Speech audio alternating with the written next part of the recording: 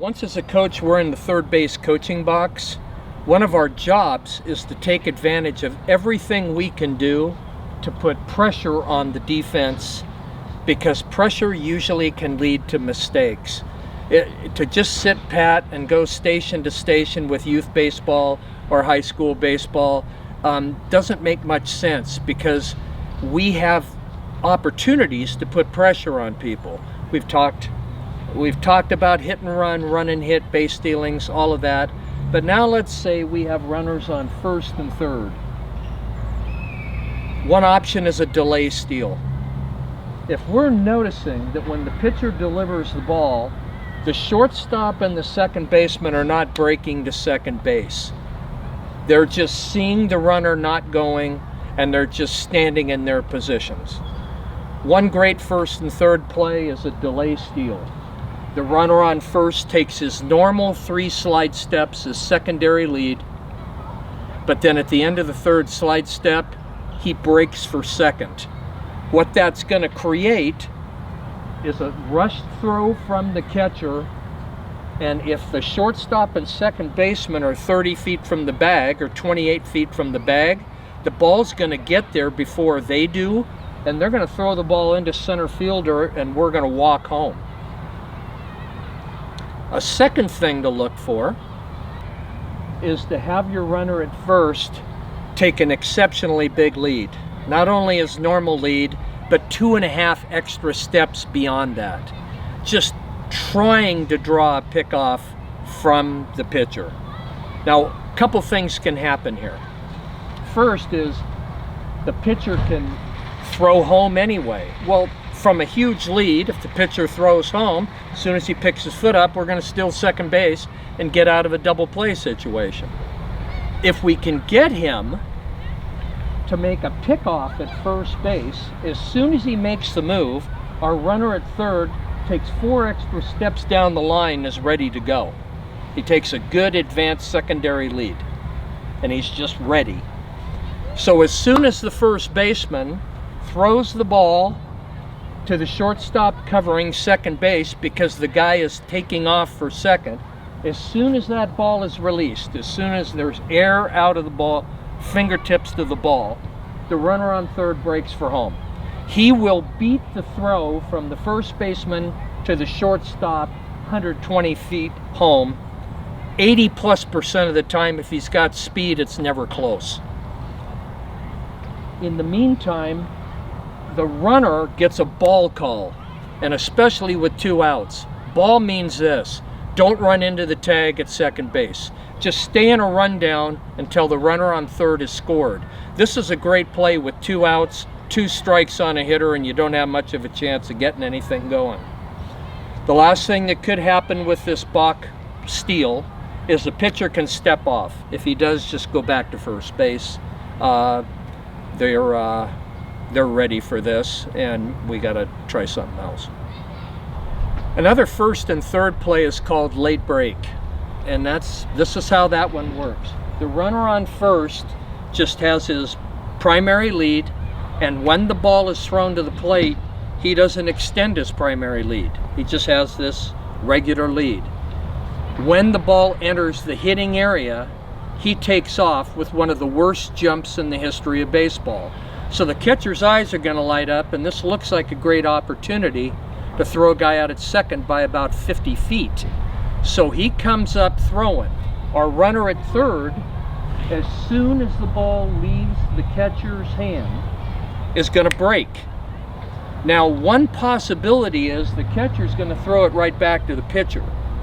The runner on third needs to be trained that I'm going, but I'm watching, and if I see the ball going to the pitcher, as soon as I recognize that, I slam on the brakes, bust it back to third.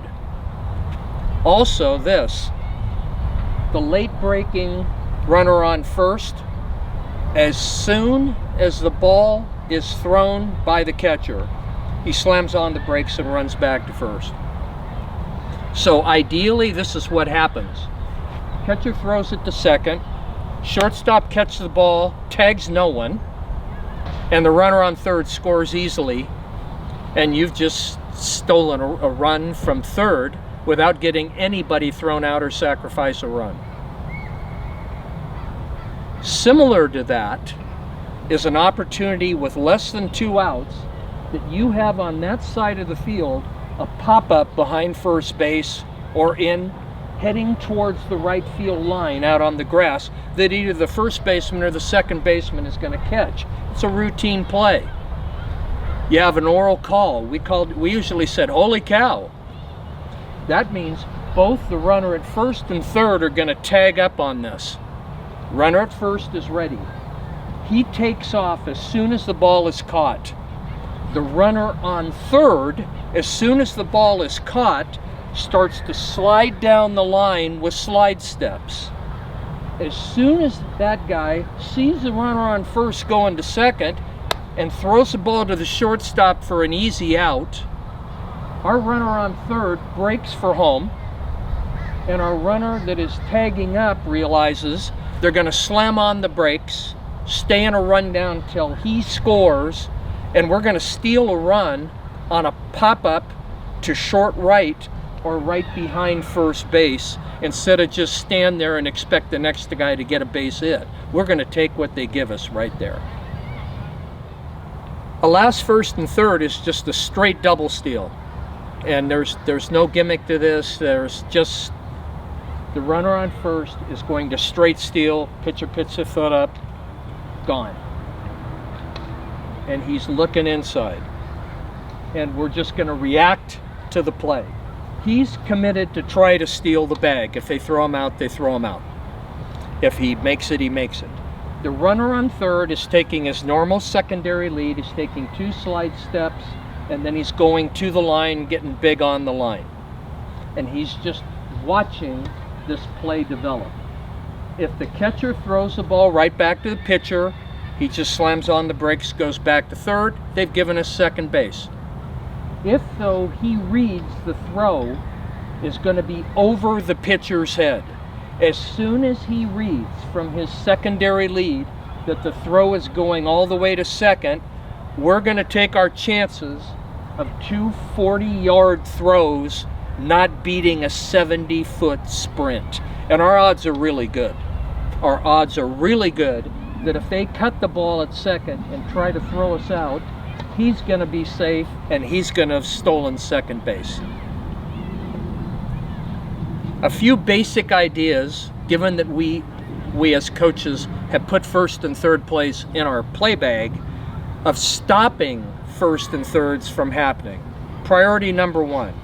If there's 2 outs and you've got an excellent pitcher up with about a 90% chance of getting the guy out at the plate, you ignore anything they're doing on the bases. I don't care if the guy has a heart attack and lays on the ground. Just get the hitter. You're not going to sacrifice positioning. You're not going to give up positioning if the guy runs. Nobody's covering the bag. You're playing regular defense with a 90% chance to get a hitter out. That's the best defense for first and third, is just forget it. Second, if you honestly think that your catcher has almost no chance to throw a guy out at second base, which happens a lot of the time, defense 1 is simply come up throwing straight to the pitcher, have him catch the ball, check the runner on third. If he's too far off, throw it. If he's halfway down the line, run at him. Get him out. Or your catcher comes up and throws the ball straight to the third baseman because you're anticipating he's too aggressive. You just come out, gun into third. A second option is 3 and react, where the catcher comes up, sells a big pump, and then looks. And if the guy's too far off, your third baseman's got his glove up, and you just throw it right through. If the guy is running, your third baseman has his hands up, which means don't throw it to me. I just keep the ball, run at him, and create a rundown. So it's reading the runner at third. If the guy's got his hands down, it means he's not too far off. Just eat the ball, let him steal second, give it to him. If you've got a lead and a good catcher, your first and third is just throw the guy out at second base, concede the run. It just depends on the situation of the game.